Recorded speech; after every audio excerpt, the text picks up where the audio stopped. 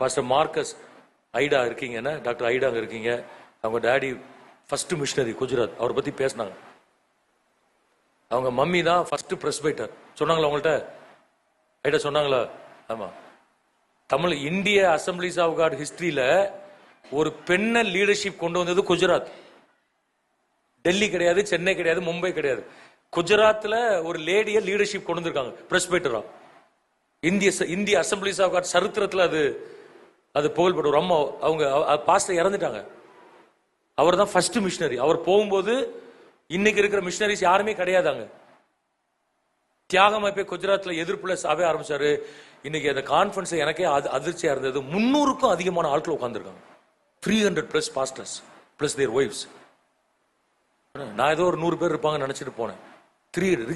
Registered members 300+. அப்ப ஆண்டவர் எங்கெல்லாம் கால் வைக்கிறோமோ அங்கெல்லாம் வாசலை திறப்பாரு. அல்லேலூயா.